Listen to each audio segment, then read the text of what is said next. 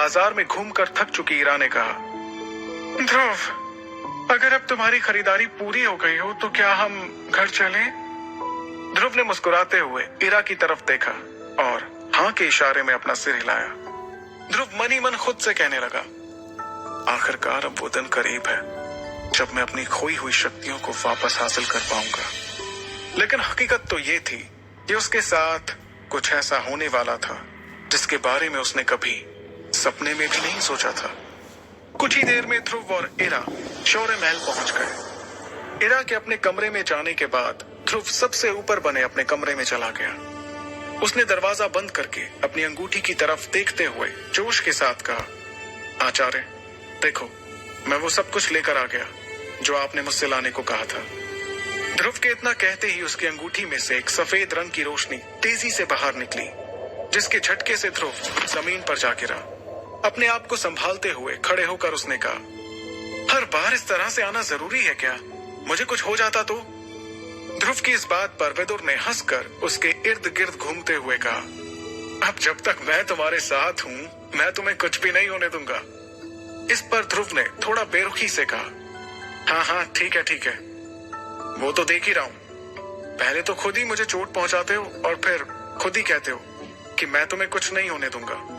फिर अगले ही पल ध्रुव ने अपने बेड के सामने रखी टेबल पर सारा सामान रख दिया और पूरे जोश में कहा, ये देखो, आपने जो जो सामान लाने को बोला था मैं वो सब कुछ लेकर आ गया हूँ। अब आप जल्दी से मेरी ट्रेनिंग शुरू कीजिए। अच्छा लग रहा है तुम्हारा ये जोश देखकर, मुझे सचमुच बहुत अच्छा लग रहा है।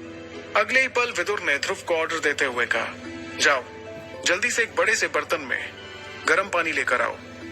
आचार्य के मुंह से ये सुनकर ध्रुव को थोड़ा सा अजीब लगा, लेकिन वो उनकी बात मानते हुए कुछ ही देर में एक बड़े से बर्तन में गर्म पानी लेकर आ गया। विदुर ने बाजार से लाए हुए सामान में से कुछ जड़ी बूटियों को उस गर्म पानी में डाल दिया। उन जड़ी बूटियों के पानी में घुलने से धीरे धीरे पानी का रंग बदलने लगा और तभी अचानक विदुर ने चुटकी बजाई। उनके चुटकी बजाते ही ध्रुव के कमरे में उसके बेड और उसके टेबल के बीच एक कालीन ने जगह ले ली। उस कालीन पर विदुर ध्यान की मुद्रा में बैठ गए और उन्होंने ध्रुव से कहा, मेरा मुंह क्या देख रहे हो? आकर मेरे सामने बैठ जाओ। आचार्य की बात मानते हुए ध्रुव उनके ठीक सामने कालीन पर बैठ गया और ध्यान से विदुर को देखने लगा। देखते ही देखते ध्यान की मुद्रा में बैठे हुए विदुर की हथेलियों से आग की लपटें निकलने लगी। अगले ही पल विदुर ने अपने दूसरे हाथ की हथेली को उस आग वाली हथेली के ऊपर रखा। ऐसा करने से वो आग बुझ गई। ये सब देखकर ध्रुव का चेहरा खिल उठा। तब विदुर ने ध्रुव की तरफ देखते हुए कहा, अगली बारी तुम्हारी। ये एक बहुत ही साधारण सी टेक्निक है। इसके जरिए मैं देखना चाहता हूं कि तुम्हारे शरीर में ताकत कितनी है। अपना पूरा ध्यान हथेली पर केंद्रित करते हुए जैसा मैं कर रहा हूं वैसा करो। विदुर की इस बात पर ध्रुव भी ध्यान मुद्रा में बैठ गया। अपनी आंख बंद करते हुए ध्रुव ने वैसा ही किया जैसा विदुर ने कहा और देखते ही देखते उसकी हथेली पर आग जलने लगी। आग की लपटें बढ़ने लगी। तब विदुर ने कहा, अपना पूरा ध्यान हथेली पर केंद्रित करो और फिर दूसरे हाथ की हथेली से इस आग को काबू में करने की कोशिश करो। जैसा विदुर ने कहा, ध्रुव वैसा ही करने की कोशिश कर रहा था। देखते ही देखते उसकी हथेली से आग की लपटें और बढ़ने लगी। ध्रुव अब इस आग को संभाल नहीं पा रहा था। तब विदुर ने अपनी शक्तियों का इस्तेमाल करते हुए अपने हाथ को ध्रुव की हथेली पर रखा और उन आग की लपटों को ठंडा किया। अगले ही पल विदुर ने ध्रुव से पूछा, तुम ठीक तो हो ध्रुव? ध्रुव ने कहा, हाँ मैं ठीक हूँ। तब विदुर ने आगे कहा, मैंने सोचा था कि तुम इसमें असफल रहोगे। मुझे तो लगा था कि तुम आग को भी जगा नहीं पाओगे। हालांकि तुम उसे ठंडा नहीं कर पाए, फिर भी तुमने अच्छी कोशिश की। अगले ही पल विदुर ने देखा कि ध्रुव उसे बैठे बैठे लहराते हुए नजर आने लगा था। जैसे ही विदुर ने ध्रुव को संभालने की कोशिश की, उसने उल्टियां करना शुरू कर दिया। ये देखकर विदुर घबरा गए, क्योंकि ध्रुव कोई साधारण उल्टी नहीं बल्कि खून की उल्टियां कर रहा था। विदुर उसे संभालने की कोशिश कर ही रहे थे कि ध्रुव बेहोश होकर कालीन पर गिर पड़ा। विदुर ने चीखते हुए कहा, ध्रुव अपनी आंखें खोलो, अपनी आंखें खोलो ध्रुव। ये तो सिर्फ तुम्हारे शरीर की ताकत को देखने के लिए एक छोटा सा प्रयास था। ऐसा कैसे हो सकता है? ध्रुव की फिक्र करते हुए आचार्य विदुर ने उसके शरीर के सामने कुछ मंत्र पढ़ने शुरू कर दिए। उन्होंने अपने दोनों हाथों को खोल दिया, जिसमें से सफेद रंग का धुआं निकला। उस धुएं ने ध्रुव के पूरे शरीर को ढक लिया और देखते ही देखते ध्रुव की दोनों आंखें बंद हो गईं और वो गहरी नींद में चला गया। तब विदुर ने उसके चेहरे की तरफ देखते हुए उससे कहा, तुम्हारी किस्मत बहुत अच्छी है ध्रुव, बहुत ही अच्छी। खुद से इतना कहने के बाद विदुर ने ध्रुव को कालीन पर सुला दिया और अपनी शक्तियों से ध्रुव की शक्तियों को बढ़ाते हुए कहा, अब से मेरा भविष्य भी तुम पर ही निर्भर है। कल से तुम्हारी जिंदगी के एक नए दिन की शुरुआत होगी। अगली सुबह जब ध्रुव की नींद खुली तो उसे अपने शरीर में एक अजीब सा बदलाव नजर आया। उसे ऐसा बिल्कुल भी नहीं लगा कि कल की ट्रेनिंग के दौरान वो उल्टी करते हुए बेहोश होकर गिर पड़ा था। कुछ देर के बाद ध्रुव का ध्यान हरे रंग से भरे हुए पानी के जार पर गया। उस जार को देखकर उसने अपने आप से कहा, अरे ये तो शायद वही है जो कल आचार्य गर्म पानी से बना रहे थे। कहीं ये अमृत धारा तो नहीं जिसके बारे में आचार्य ने मुझे बताया था। इतना कहकर ध्रुव उस हरे पानी के जार के पास पहुंचा और उसे गौर से देखने लगा। तभी अचानक उसकी अंगूठी में से एक आवाज आई, हाँ, तुम बिल्कुल ठीक सोच रहे हो ध्रुव, ये वही अमृत धारा है जिसके बारे में मैं तुम्हें बता रहा था। और अगले ही पल विदुर ध्रुव की अंगूठी से बाहर आ गए और कहने लगे, तुम फिलहाल उससे दूर रहो और मैंने जो तुम्हें कुछ चीजें सिखाई थी उन्हें दोहराते रहो। और हाँ, कल मैं तुम्हें चमकीले काले पत्थर के बारे में कुछ चीजें बताना भूल गया था, उसे ध्यान से सुनो। विदुर के इतना कहते ही ध्रुव ध्यान से उसकी बातों को सुनने लगा। ये चमकीला पत्थर मार्कस के किसी योद्धा का लगता है। इस पत्थर में क्लास 2 टेक्निक छिपी है जिसका नाम है वैक्यूम हैंड। हालांकि इसका लेवल जो है वो लो है। चमकीले पत्थर की यह खासियत सुनकर ध्रुव बहुत खुश हो गया। उसने जोश में आकर कहा, क्या बात है, मैंने कभी सपने में भी नहीं सोचा था कि किसी योद्धा की वैक्यूम हैंड टेक्निक मेरे हाथ लगेगी। आप मुझे कब इसकी शक्तियों का इस्तेमाल करना सिखाएंगे? ध्रुव को इतना खुश देखकर विदुर ने कहा, अरे रुको जरा, पहले मेरी पूरी बात तो सुन लो। विदुर के इतना कहने पर ध्रुव चुपचाप उनकी बातें सुनने लगा। अपनी बात को आगे बढ़ाते हुए विदुर ने कहा, तुम इस वैक्यूम हैंड टेक्निक का इस्तेमाल तभी कर सकते हो जब तुम्हारी शक्ति का सितारा सामने वाले की शक्ति के सितारे से ज्यादा हो। यह बात सुनकर ध्रुव थोड़ा सोच में डूब गया। तभी विदुर ने उसे वैक्यूम हैंड टेक्निक के बारे में एक और हैरान कर देने वाली बात बताई।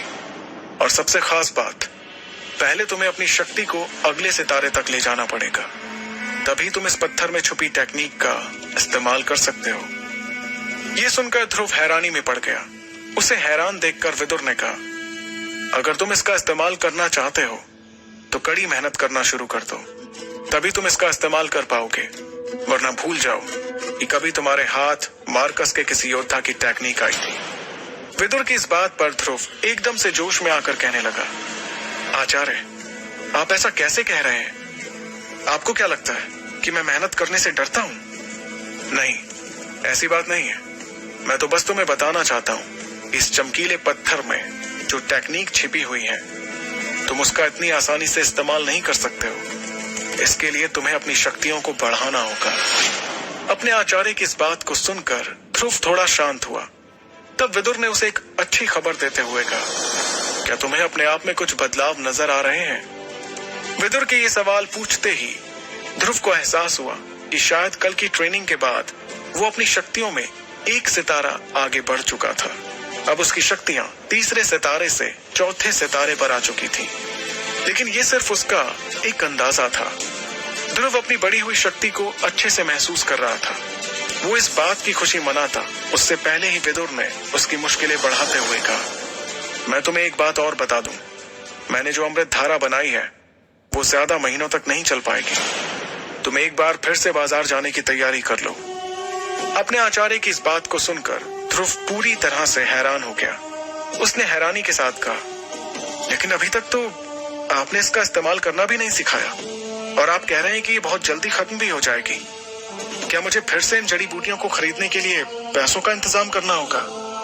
ध्रुव की इस बात का तुरंत जवाब देते हुए विदुर ने कहा, समय आने पर तुम्हें अमृत धारा की सारी खूबियां पता चल जाएंगी। फिलहाल तुम फिर से पैसों का इंतजाम करने के बारे में सोचो। लेकिन मैं फिर से इतने सारे पैसों का इंतजाम कहां से करूंगा? तब विदुर ने उसे इस परेशानी का हल बताते हुए कहा, तुम चाहो तो अपने बाबा से इसके लिए पैसे ले सकते हो। विदुर की इस बात पर ध्रुव ने परेशान होते हुए कहा, नहीं, मैं ऐसा बिल्कुल भी नहीं कर सकता। मैं अपने बाबा को अपनी किसी मुसीबत के बारे में नहीं बताना चाहता। मेरी वजह से वो पहले से ही परेशान रहते हैं। ठीक है, कोई बात नहीं। अगर तुम अपने पिता से किसी तरह की मदद नहीं लेना चाहते हो तो एक बार फिर से इरा से मदद ले लो। विदुर की इस बात पर ध्रुव ने चिढ़ते हुए कहा, आचार्य, आप ही कैसी बात कर रहे हैं? अभी तक मैंने इरा को पहले के 1000 सोने के सिक्के ही नहीं लौटाए हैं और आप हैं कि एक बार फिर से उससे मदद लेने की बात कर रहे हैं। इस पर विदुर ने बेपरवाह होते हुए कहा, देखो, वो तुम्हें देखना है, लेकिन मैं तुम्हें एक बात साफ साफ बता देना चाहता हूं। तुम जो तीसरे सितारे से चौथे सितारे पर पहुंचे हो, ये इस अमृत धारा का ही करिश्मा है। जब तुम ट्रेनिंग के बाद बेहोश हो गए थे तो अमृत धारा के पानी में लेट कर ही तुम्हारा शरीर फिर से ठीक हुआ है। अमृत धारा की यह खासियत सुनकर ध्रुव पूरी तरह से हैरान रह गया था। उसके चेहरे पर खुशी की लहर दौड़ने लगी। वो अमृत धारा के बारे में कुछ पूछता उससे पहले ही विदुर ने कहा, फिलहाल तुम्हें इसके लिए ज्यादा खुश होने की जरूरत नहीं है। तुम बस इतना समझ लो कि अगर तुम्हें अपनी शक्तियों को अगले सितारे तक ले जाना है तो तुम्हें बाजार से उन चीजों को फिर से खरीदना पड़ेगा और इसके लिए तुम्हें कई सोने के सिक्कों की जरूरत पड़ेगी। ये बात सुनकर ध्रुव ने थोड़ा परेशान होते हुए कहा, ठीक है, मुझे बार बार एक ही बात मत बताओ, मैं कोई ना कोई रास्ता जरूर निकाल लूंगा। इतना कहते हुए ध्रुव अपने कमरे से बाहर निकल गया और इस परेशानी के हल के बारे में सोचने लगा। दूसरी ओर विदुर फिर से ध्रुव की अंगूठी में जाकर बैठ गया। शौर्य महल से बाहर निकलते ही ध्रुव को शौर्य दल के ट्रेनिंग ग्राउंड से कुछ आवाजें आने लगी। उन आवाजों से उसे समझ आ गया कि वहां पर 2 योद्धाओं के बीच प्रैक्टिस चल रही थी। ध्रुव ने बिना देर किए अपने कदमों को ट्रेनिंग ग्राउंड की ओर बढ़ा लिया। कुछ ही देर में वो ट्रेनिंग ग्राउंड के बड़े से दरवाजे पर पहुंच गया और अपनी आंखों के सामने का नजारा देखकर उसने कहा, ओहो, तो ये बात है, आज इरा सनी को मजा चखा रही है। ट्रेनिंग ग्राउंड मेसोडोरिया शहर के लोगों से खचाखच भरा हुआ था। इस वक्त सनी और इरा के बीच तगड़ा मुकाबला चल रहा था। सनी ध्रुव का बहुत दूर का भाई था। सनी और ध्रुव में ज्यादा बनती भी नहीं थी। सभी लोग तालियां बजाकर सनी और इरा का हौसला बढ़ा रहे थे। वो दोनों हवा में उड़ते हुए एक दूसरे के वार पर पलटवार कर रहे थे। इसी बीच सनी ने इरा के मुंह पर मुक्के से जोरदार वार किया, लेकिन इरा ने अपने चेहरे को बचाते हुए सीधे सनी के पैर पर पलटवार किया। इस वार से सनी जमीन पर जा गिरा और उसके मुंह पर धूल का गुबार नजर आने लगा। तब इरा ने उससे कहा, क्यों, कैसी रही? जमीन पर पड़े सनी से इतना कहते हुए जैसे ही इरा ने सामने देखा तो उसे ध्रुव नजर आया। वो ध्रुव के पास पहुंच गई और उसे गले लगाने लगी। ध्रुव के शरीर को देखकर उसे बहुत ही जल्द इस बात का अंदाजा हो गया कि उसके शरीर में जो बदलाव नजर आ रहे हैं वो शक्ति के चौथे सितारे के हैं। तब इरा ने मुस्कुराते हुए ध्रुव से कहा, ध्रुव, तुमने मुझे बताया भी नहीं कि तुमने ट्रेनिंग लेना शुरू कर दिया है। इरा के इतना कहते ही ध्रुव ने अपने आप को देखना शुरू किया। तभी इरा ने आगे कहा, तुम्हें मुझसे कोई झूठ बोलने की जरूरत नहीं है। मुझे खुशी है कि तुमने अपनी शक्ति का एक सितारा बढ़ा लिया है। ध्रुव और इरा आपस में बात कर ही रहे थे कि तभी उनके पीछे कोई आकर खड़ा हो गया। उसने उन दोनों से कुछ ऐसी बात कही जिसे सुनकर ध्रुव के चेहरे का रंग बदलने लगा और उसकी आंखों में खून उतर आया।